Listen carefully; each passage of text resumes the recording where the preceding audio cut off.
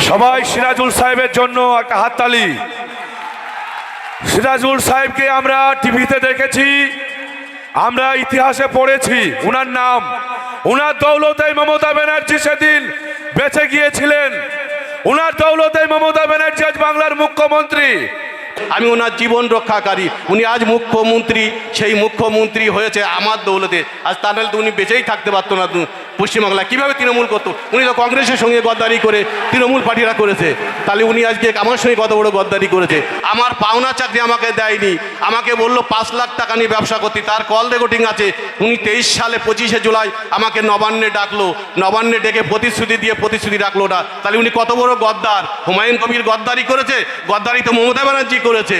উনি মুসলমানদের সঙ্গে গদ্দারি করেই চলেছে। বাকি উন্নয়নের নাম করে উনি গদ্দারি করে চলেছে। উনি পিছিয়ে পড়া মানুষ, দলিত, আদিবাসী, মাইনরিটিদের সঙ্গে টোটালি গদ্দারি করে যাচ্ছে। উনি তোলাবাজ, চিটিংবাজ, উনি সব রকম চালিয়ে যাচ্ছে উনি। তাই আমি এই দল ঘোষণা করেছেন, আমি এই দলের সমর্থন করি সর্বাত্মকভাবে। আপনারা হুমায়ুন কবিরের হাতকে শক্ত করবেন, যাতে ভবিষ্যতে আপনারা উন্নয়ন পেতে চাইলে, মুর্শিদাবাদবাসী, সারা পশ্চিমবাংলাবাসী যদি উন্নয়ন পেতে চান, তাহলে আমি মনে করব যে আপনারা হুমায়ুন কবিরের হাতকে শক্ত করবেন, মজবুত করবেন। আমার একটা ব্যাকগ্রাউন্ড আছে, পরিচিতি আছে, আমি কিছু কথা বলতে চাই মমতার এগেনস্টে। এই হুমায়ুন কবির সাহেব কেন আজ দল করতে বাধ্য হলো, আজ দলটা কেন করালো উনি, সেটা তার কারণটা আপনারা বিশ্লেষণ করুন। ওনাকে যেভাবে বহিষ্কার করা হয়েছে ওনাকে একটা মসজিদ উদ্বোধনের জন্য। এই মসজিদ, বাবরি মসজিদটা কত বছর উত্তরপ্রদেশে ছিল সেটা আপনারা সবাই জানেন। 450 বছরের মসজিদ অবৈধভাবে ভেঙে গুড়িয়ে দেওয়া হলো, দিয়ে সেখানে রাম জন্মভূমি করা হলো। তাই বাবরি মসজিদ করে উনি মানুষের হৃদয়ে একটা জায়গা করে নিয়েছে। এটা মুসলমানদের একটা আন্তরিক বা মনের একটা খিদে। এই খিদেটা অন্তত মুসলমান সম্প্রদায়ের মধ্যে কিছুটা পলে এসছে। ওনার নাম হুমায়ুন কবির বলে ভাববেন না যে উনি মুসলিম সম্প্রদায় থেকে বিলং করছে বলে মুসলিম সম্প্রদায়ের দল, না, এটা কিন্তু ভাবা ভুল। উন্নয়নটাকে সর্বপ্রথম, দেশের উন্নয়ন, শিক্ষা, খাদ্য, এটা মানুষের খুব অভাব এসে গেছে। বর্তমানে আমি যে পরিস্থিতির মধ্যে দিন কাটাই, দিন যাপন করি, আমার বাড়িঘরের ছবি অনেকেই হয়তো টিভিতে এসে দেখেছেন। মমতা ব্যানার্জি তাহলে কত বড় গদ্দার আপনি বুঝে দেখুন, আমার সঙ্গে গদ্দারি করেছে। তাই আমি বেশি কিছু কথা বাড়াতে চাই না, আমি সংক্ষিপ্তভাবেই ছেড়ে দিতে চাই। আপনারা হুমায়ুন দার সঙ্গে থাকবেন, হুমায়ুন কবিরের দলকে সমর্থন করবেন এবং ওনার হাতকে শক্ত মজবুত করবেন। ভবিষ্যতে 26-এর ইলেকশানে যাতে তৃণমূল, বিজেপিকে আপনারা একটা সাইডে রাখতে পারেন। উনি যদি বিরোধী আসনে দাঁড়াতে পারে, তাহলে আপনারা উন্নয়ন পাবেন বা উন্নয়ন হবে আপনাদের। তৃণমূলে যেসব মুসলিম লিডাররা আছে সবই মেরুদণ্ডহীন। লোটে মাছ দেখেছেন? লোটে মাছ নাম মাছ, মেরুদণ্ড নেই। কিন্তু একমাত্র দেখলাম হুমায়ুন সাহেবই মেরুদণ্ড সোজা করে দাঁড়িয়ে ওনার এগেনস্টে জবাব দিয়েছে। এই জবাবটার দরকার ছিল, এই জবাবটার খুব প্রয়োজন ছিল। আমি তো ওনাকে সর্বত্রভাবে সমর্থন করি, মনের হৃদয়ে সমর্থন করি। আমি উত্তর 24 পরগনায় বাড়ি, ওনার আমন্ত্রণে আমি এসেছি আজকে। কেন ওনাকে আমার সত্যি ওনার কিছু কথাবার্তায় বা ওনার মানুষের উন্নয়নের জন্য যে বলে উনি করেন, তার জন্য আমাকে সত্যিই খুব হৃদয় বেদনাদায়কভাবে মনে করে। 1757 সালে 23শে জুন পলাশীর আম্রকুঞ্জে, এই বাংলা, বিহার, উড়িষ্যার রাজধানী মুর্শিদাবাদ, আর সেই মুর্শিদাবাদের নবাব সেদিন 23শে জুন পলাশীতে ইংরেজদের হাতে পরাজিত হয়ে বাংলা, বিহার, উড়িষ্যার স্বাধীনতার সূর্য সেদিন ডুবে গিয়েছিল। কিন্তু 2025 সালে 6 ডিসেম্বর হুমায়ুন কবিরের হাত ধরে আবার সেই মুর্শিদাবাদের মাটিতে আমাদের সেই স্বাধীনতার সূর্য উদয় হয়েছে।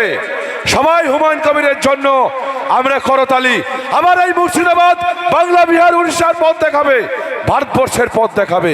হুমায়ুন সাহেবের নেতৃত্বে আমরা তার হাতকে শক্ত করার জন্য, তার মাটিকে শক্ত করার জন্য আমরা আগামী দিনে ঐক্যবদ্ধভাবে, সংঘবদ্ধভাবে আমরা লড়াই চালিয়ে যাব। আজকে আপনাদের এই উপস্থিতি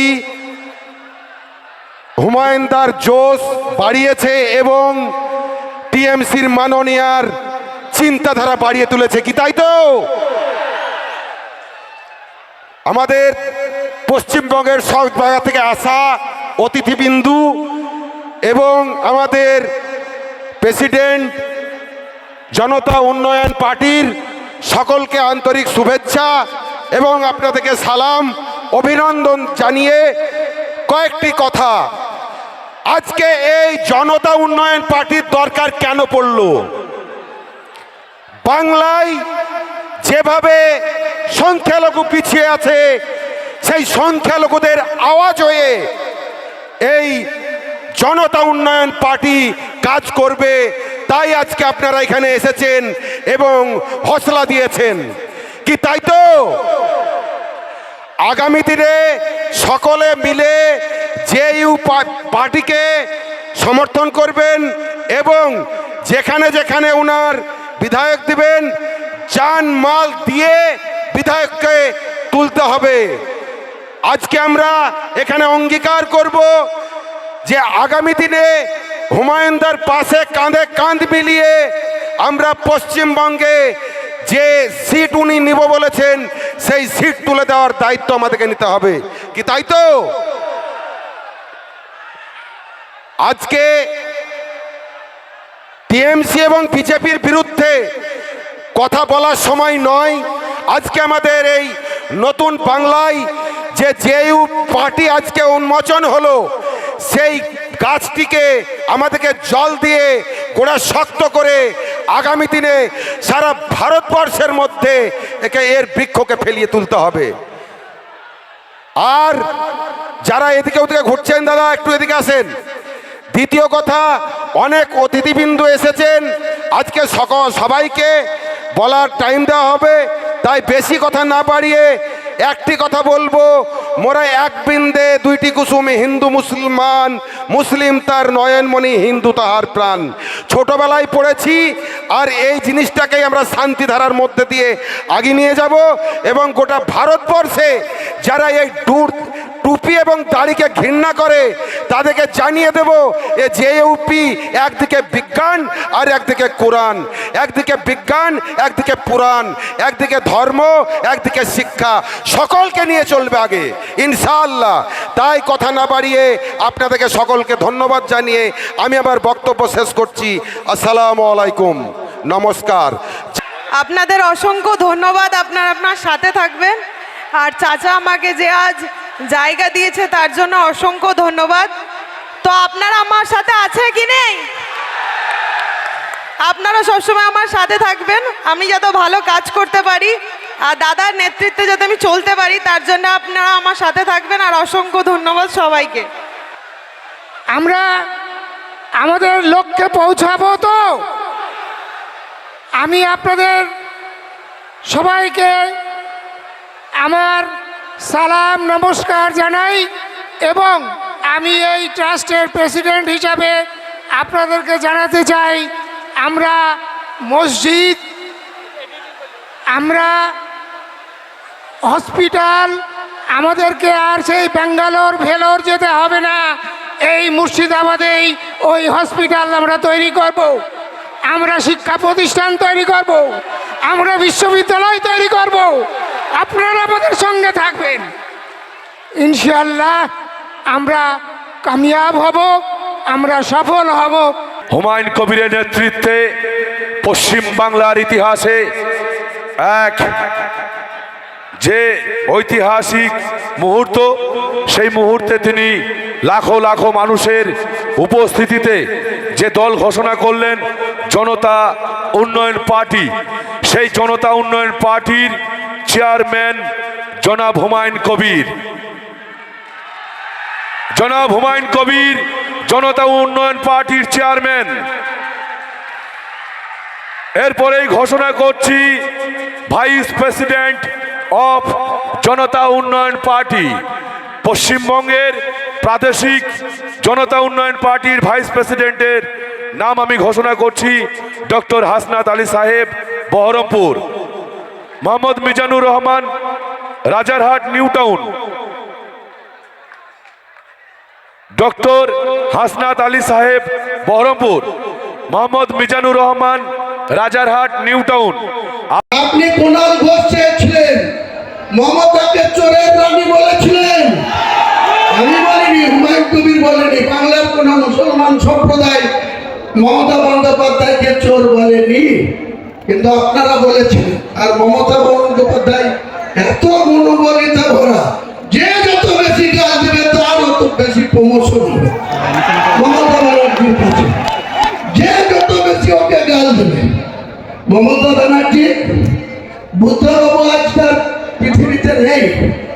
বুদ্ধবাবু আপনার মতো 11 বছর মুখ্যমন্ত্রী ছিল, আর জ্যোতিবাবুর মন্ত্রিসভায় দীর্ঘদিন পুলিশ মন্ত্রী, অন্যান্য সাংস্কৃতিক দপ্তরের মন্ত্রী ছিল। তার কি অবস্থা?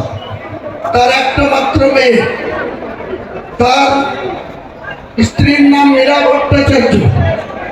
তিনারা কোন জায়গায় থাকতেন? বালিগঞ্জ একটা সরকারি ছোট্ট ফ্ল্যাটে, যেখানে কংগ্রেস নেতা প্রদীপ ভট্টাচার্য থাকতেন, বুদ্ধবাবু থাকতেন। আজকে আপনি বলেন সততার প্রতীক।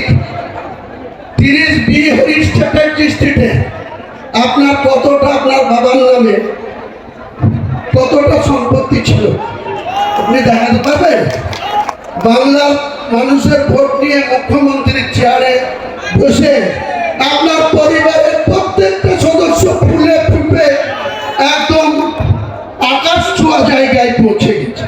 আর আপনি বাংলার মানুষের জন্য যেদিন 13 মে 2011 বুদ্ধবাবুদের পরাজয় ঘটেছিল, 7 দিন পরে 20 মে আপনি বাংলার মুখ্যমন্ত্রী হয়েছিলেন। সেদিন বাংলার মানুষের মাথা পিছু আয়ের কত ছিল, টোটাল আয় কত, ঋণ কত ছিল? 1,96,000 কোটি। আপনি খেলা, মেলা, পুজো, বিভিন্ন উৎসব আর আপনার মনের মতো করে রং তামাশা করে আজকে আপনি 7.5 লক্ষ কোটি টাকা ঋণের বোঝা বাংলার মানুষের উপরে চাপিয়েছেন। আপনাকে জবাব 2026-এ বাংলার মানুষ নেবে। একইভাবে আমি বিজেপিকে সতর্ক করছি। আপনি যখন বলছেন যে কটা মুসলিম এমএলএ জিতে আসবে 26-এ, তাদের চাঙ্গুলা করে আপনি নাকি রাস্তায় ফেলবেন। আমিও লিডার অফ দ্য অপোজিশনকে চ্যালেঞ্জ করছি, আমরা জিতে যাব এবং অধিকাংশই আমার দলে যদি 200টা সিটে লড়ি, 100টা সিট গ্যারেন্টি জিতে যাব। সেখানে হয়তো 70 মুসলিম থাকবে, 30টাও হিন্দু থাকবে। আপনার বাবা শিশির বাবুর ক্ষমতা থাকলে আমার গায়ে হাত দিয়ে দেখবো আপনি কত বড় পালোয়ান। বাংলা মেদিনীপুরের ছেলে, আমিও মুর্শিদাবাদের ছেলে।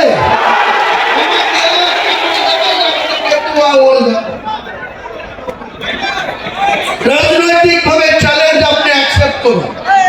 অনেক শুনেছেন আপনি সাংবিধানিক চেয়ারে অতি নিয়ে লিডার অফ দ্য অপোজিশন হয়ে আপনি বলবেন আমি হিন্দুদের জনপ্রতিনিধি। এটা সংবিধানে বলা যায়?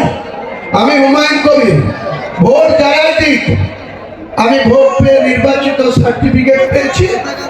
মুর্শিদাবাদ সহ বাংলার 11.5 কোটি মানুষের 294 জন এমএলএ, তারা 11.5 কোটি মানুষের জনপ্রতিনিধি। আমি হয়তো বেশি আমার 69 ভরতপুরকে প্রায়োরিটি দিই, কিন্তু আমাদের কর্তব্য বাংলার আপামর সব ধরনের মানুষের জনপ্রতিনিধি হচ্ছে 294 জন, আর 42 জন হচ্ছে সাংসদ, আর রাজ্যসভার সাংসদ আছে এই রাজ্যে থেকে 13 না 14। তাহলে আপনারা শুধু মানুষের সঙ্গে মিথ্যাচার করবেন,